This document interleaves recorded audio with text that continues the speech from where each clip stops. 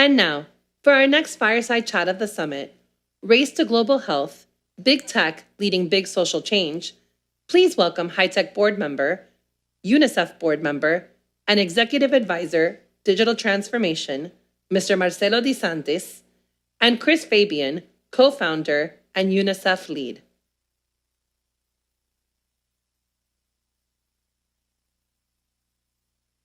And welcome again, sponsored by Accenture. My name is Marcelo De Santis, and I'm proudly serve on UNICEF Midwest Regional Board of Directors. I also have the pleasure to serve on the board of HITECH and Angeles Investors. And on my day job, I lead the digital transformation practice for ThoughtWorks North America. Let me tell you that today I'm extremely proud to be advocating for UNICEF, an organization that has helped to save many more children's lives than any other humanitarian organization in the world. We work every day to deliver the essentials, to give every child an equitable chance in life, from healthcare and immunizations to safe water and sanitation, nutrition, education, emergency relief, and many other things. As you might know already, the pandemic has created significant challenges to children and their families across the globe.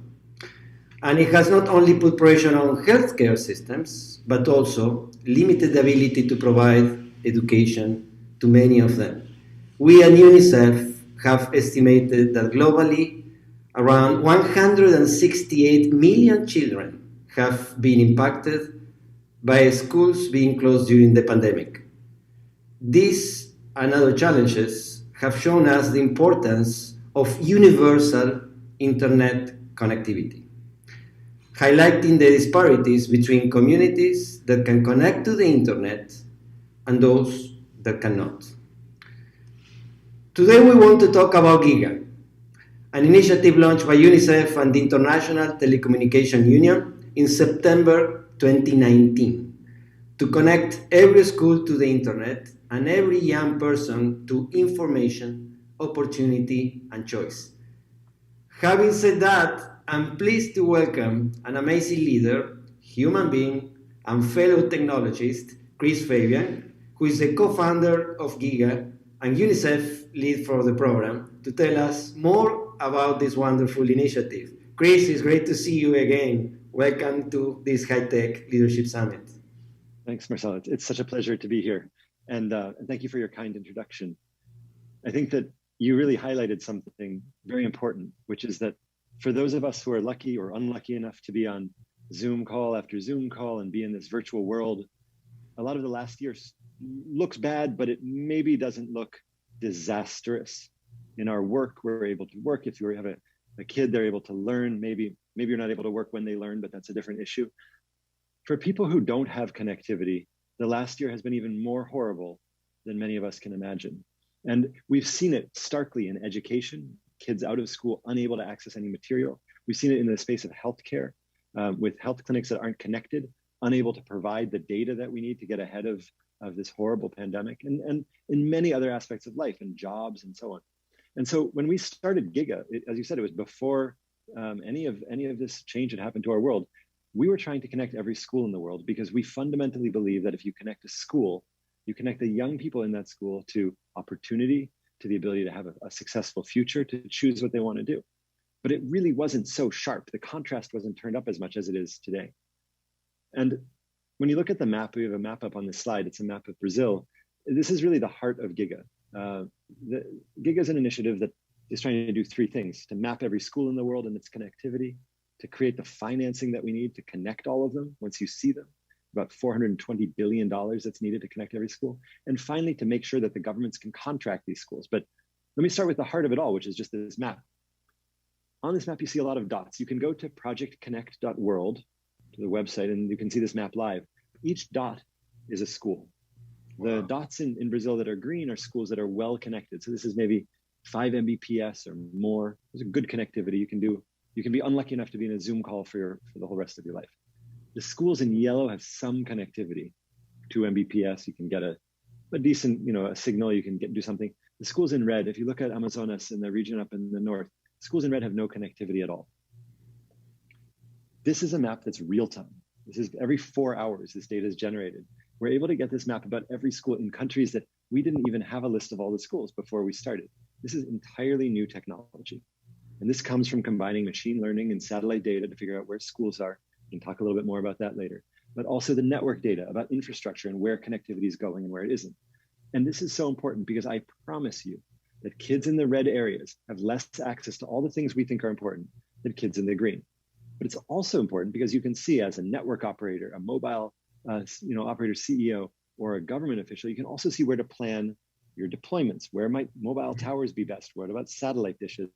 Where are you needing to underwrite costs in CapEx? Where can companies go cheaply? It suddenly gives you a map of everything. And so Giga started with this idea that if you can't see it, you can't fix it. And for the 3.5 billion people in the world who aren't connected, we've never before been able to see how disconnected they are. And so that's where it starts. And I think we're going to have a really nice time chatting about the project. But thank you so much for having me. And Marcela, thank you for being a supporter of UNICEF in the most important ways, with your time, with your care, with your thought about all of the work that really is the most important and defining work for the next generation of people in this world. Oh, thank you, Chris. Thanks to you. I mean, this is amazing, right? I mean, you said something very important, which is if you don't see it, right, there is no way that you can actually address it and eventually solve it, right? I mean, so the visibility you're bringing with Giga is incredible, and also the solutions you're bringing to different communities.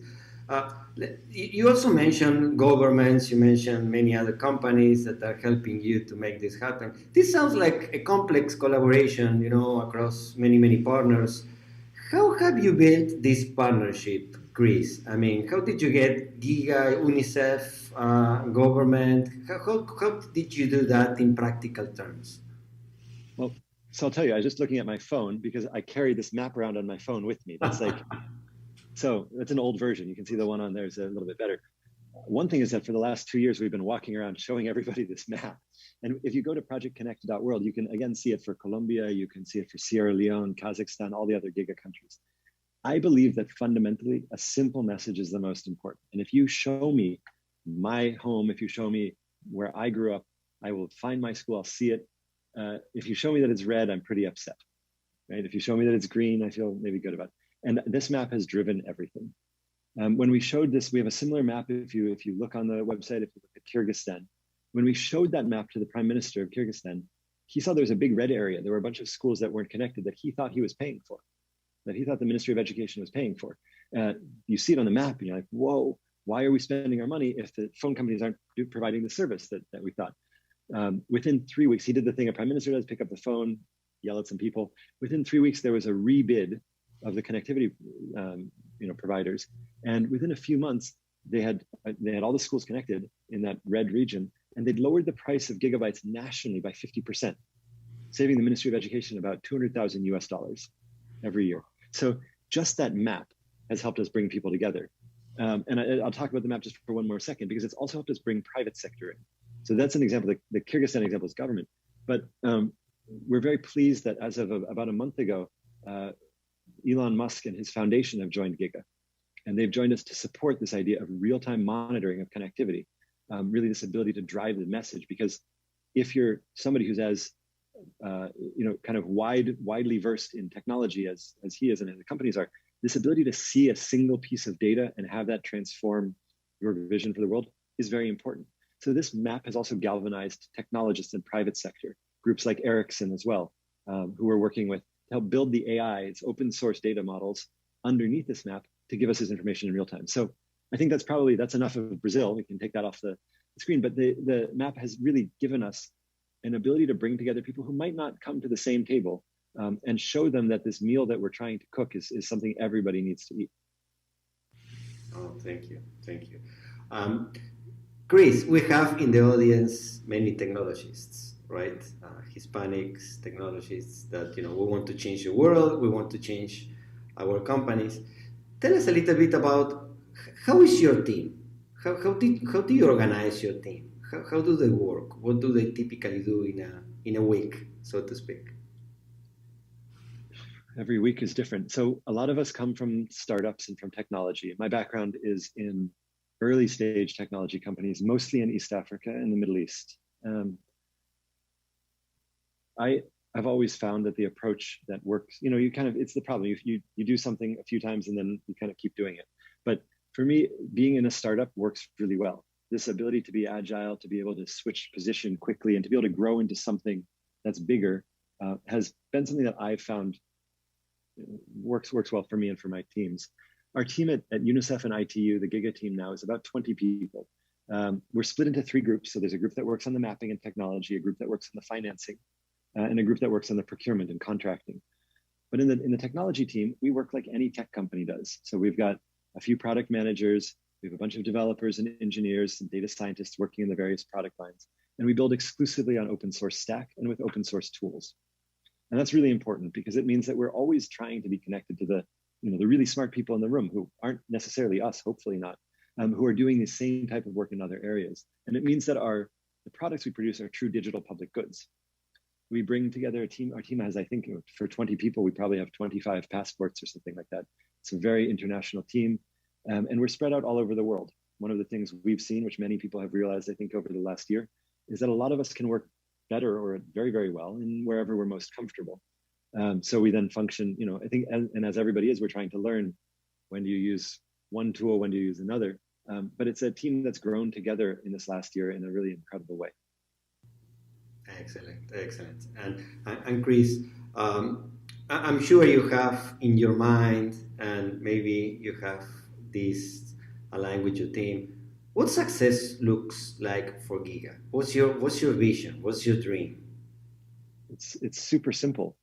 On that map, I want every dot to be green. It's so clear. And like people will come up with a million complicated things to do in their lives. And I think this is, to me, just the clearest expression of solving a lot of problems. That data it's never been possible to put it all together in one place. In Colombia, when we mapped the schools, working very closely with the government, we used machine learning and we used this very high resolution satellite data. And you can figure out what a school looks like from maybe there's a football pitch, maybe there's a queue of kids walking in the morning to get there, walking home, all these different signals that the creepy machines can pick up on. But in doing this, we found 6,000, 7,000 schools that were not in the government national register. So you have a government that's planning and doing very sophisticated planning for children in Colombia. And there's 6,500 schools that aren't at the national level. They exist. Everybody knows they're there. In a town, where your school is, but they don't exist for planning at the central level. Out of 50,000 schools, it's more than 10% of the schools. And we were able to add those schools quickly into the government, the national level books, which means that planning can be better. And I think, what is it, 12% better? Pretty important, especially because those schools are always the poorest schools, the ones that are they get left out or the coordinates are wrong or whatever. And so for me, success is having that map, but also knowing how many schools there are in the world. Marcelo, nobody knows how many there are. There's not a single person in the world who could tell you the number of schools. We think it's around 6 million, but it might be 8 million, it might be 4 million. That's incredible to me. And so for us, it's like, you have to know it, you have to then be able to see it, and you have to be able to do something about it. And I can't imagine anything better than having a really impossible, tough problem that's so easy to talk about, because the question you ask is just, how do you turn all these dots green? Exactly. I tell you, every time I talk to you, Chris, and your team, I get extremely inspired. Thank you for your energy. In order to get those dots all green in that map, what are the main obstacles that you are facing today, Chris? What help do you need, and you and your team? So, I think about, when humanity has united, there are very few times that people come together to all fix something. And it's really hard because people are great in small numbers. They're not very good as one. You don't want one person doing something. You don't want I think it also gets tough to manage them at 1 million. So there's some kind of reasonable group of people that's a reasonable kind of interaction unit. And I think that what we've kind of created is a group of groups. We've created this cluster of people who are trying to solve this problem in every country. And that's so amazing. You find the folks in Kyrgyzstan working on the same problem as the folks in Colombia, same problem in Sierra Leone, and suddenly the borders disappear because the set of technology issues is the same. how do you find the schools? How do you put them on a map? How do you monitor the connectivity in real time? These are not easy things to do. How do you pay digitally for the school connectivity? And each one of these is interesting because it's important, but it also links to very cool technology. And a lot of us, I admit, like I grew up in technology, I love it. I think it's fun. I think it can solve big human problems. So a lot of us also get excited that we're able to build really cool models and do machine learning that's very sophisticated. We're excited to work with blockchain and see past the hype what it can actually do. And so I think the obstacles, the things that we're facing are really, we need to go faster. And that, the community, people listening on this call can certainly help us by contributing to the open source repositories that we work on. So that's, and if you go to projectconnect.world, you can see places where you can share or interact. They can help us by gathering data. So there are ways for governments or for companies to contribute their data. These are big data sets about school location and so on, or about connectivity.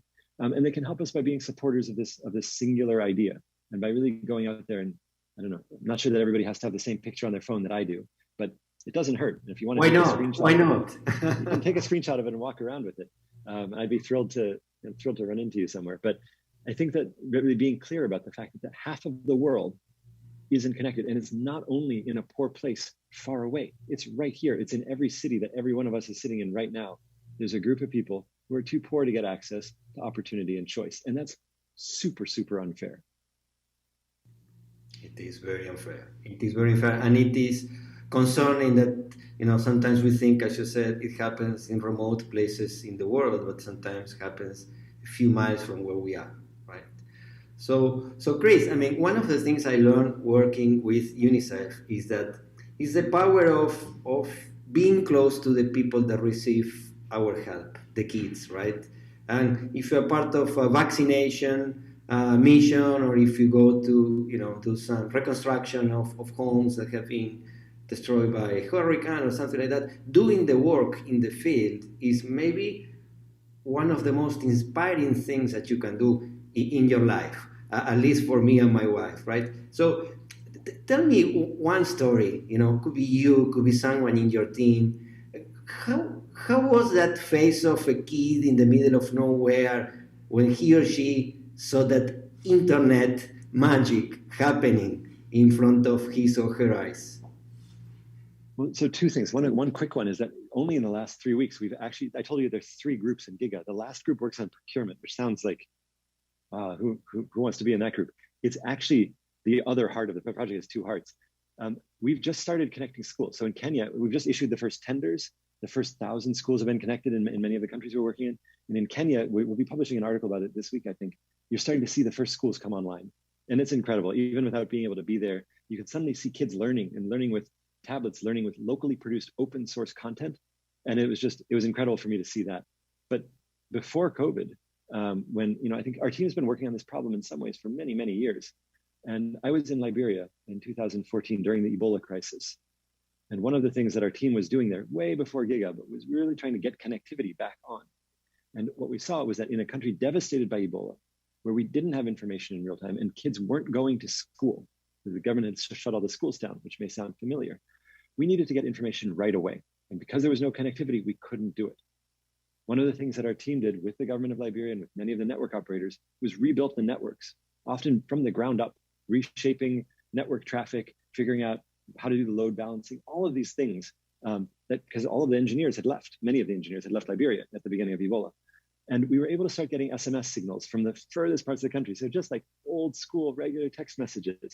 And you could suddenly start getting data. And we started to fill up this map for the government with requests from young people to go back to school. And to me, that was enormously powerful. I worked with some of these young people, 16-year-olds in Monrovia. So we were working with them at the same time. And they could hear from their friends in a part of the country they hadn't heard from in months. And they could start to advocate together for change. And this is the single most inspiring experience in my professional life, was the months that we spent there. But really working with these kids, I remember we were out it was 35, 40 degrees centigrade. We were sweating, we were out there. And when we got the first text messages back from the system that we built out, we were just beyond elated. And the kids with us who'd been building the system with us felt like they were really doing something to fix their country. Wow. Working with kids and seeing them, receiving the benefit of your work. I'm sure it must be extremely inspiring for you or your team. Chris, I said at the beginning that one of our sponsors, Accenture, is actually supporting this leadership summit. And I know I met them a few years ago. They are working on an initiative called ID 2020, if I remember the name well. A good friend of mine, Dakota, is leading that.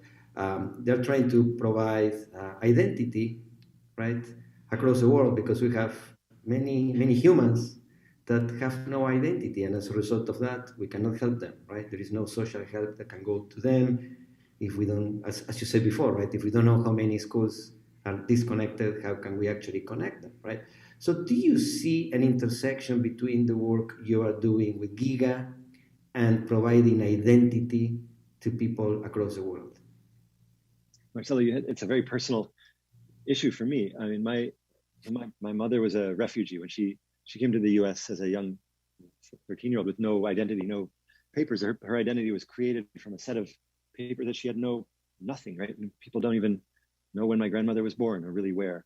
And if you're lucky enough to land in a place where you can build that identity up, you're really one of the lucky people in the world.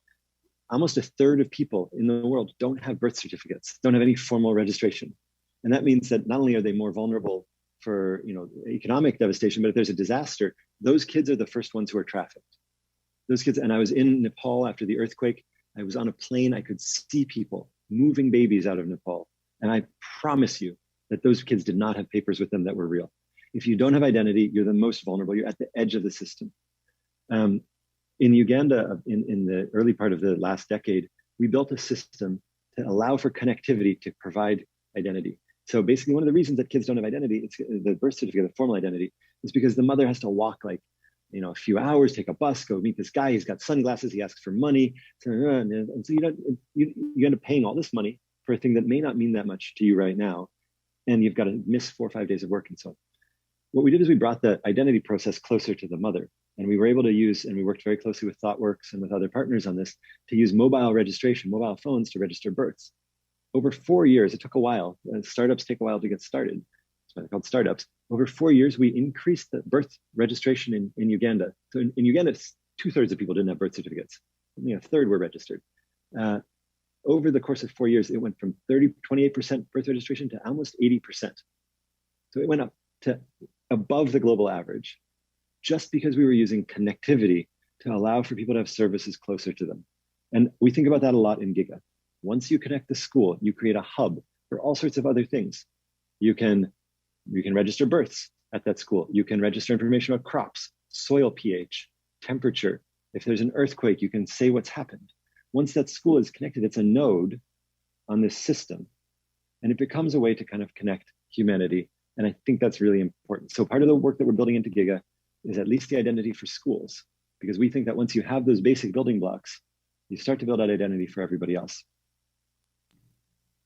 Thank you, Chris. Thank you. Identity is definitely a large problem to solve. It's interesting, we have solved so many things in modern life, like actually buying almost anything from our phones, but we cannot give humans a way to have an identity wherever they are. But Marcelo, we just don't want to.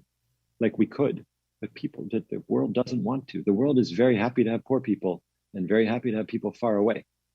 And I think that this is why technology makes me so hopeful, because there are ways now to get ahead of that, to be outside of that. And this is why some of the new technology that looks at really distributed networks and distributed ledgers for starting to give people ownership of their own identity, starts to bypass some of these systemic problems. Because I think if humanity had wanted to solve that problem, they would have.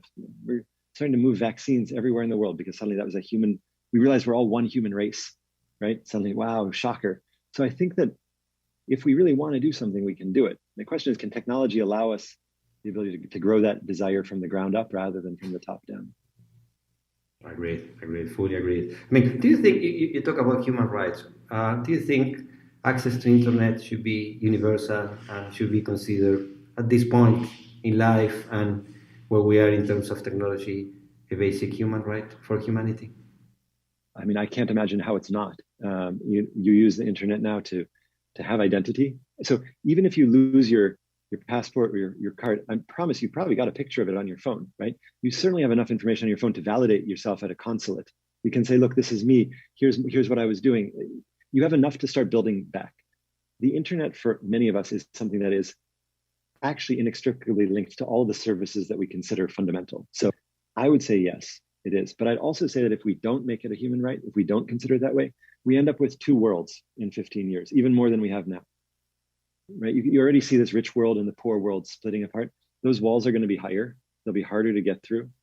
You know, the vaccine passport's a great example of it. Like if you don't have a smartphone, how do you have an electronic vaccine passport? So suddenly you won't be able to travel to the big cities. So suddenly you won't be able to do this thing or that thing. And that world will become further and further apart. And I think that's bad for everybody. It's much worse for poor people, but it's got to be bad for the people inside the walls too. It is indeed. Let's think about high tech, right? And our mission is to advance the careers of Hispanics, executives in technology.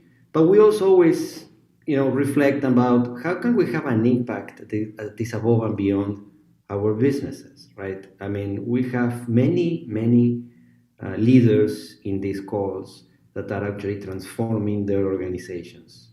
So if you think about these leaders, the ones that are actually watching this fireside chat, how would you invite them to contribute to this cause? What would you ask them to do? So I think that making the case that connectivity is essential, really not just from a charity point of view, but for all of our businesses, all of our interests across the board, is huge. We just published today an article in the World Economic Forum on a connectivity credit, so a sort of carbon credit, but for connectivity.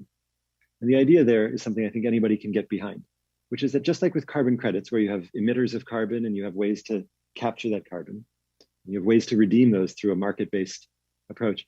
I think we have something as well that we can look at with connectivity that business leaders could get involved in from many different points of view. I think that so one way is just to carry this torch, to talk about this issue, and to get to look at some of the big system areas where you might be able to fit in one particular way. Maybe you're a mobile network operator and you could use part of the Universal Service Fund allocation to connect more schools. Maybe you could, if you're a CEO, if you're a leader, maybe you could talk to some of the business folks and make the case that connecting people is actually really good for business, even if you don't see it right away. If you're in banking and finance, maybe you can help us make the case that poor people really are worth something, even though we can't prove it. And if you talk to a lot of the bankers, they'll say, well, it's pretty hard to extend that loan because we just don't know if they're going to, use the internet to make money or just play games. Like, come on, let's push for that.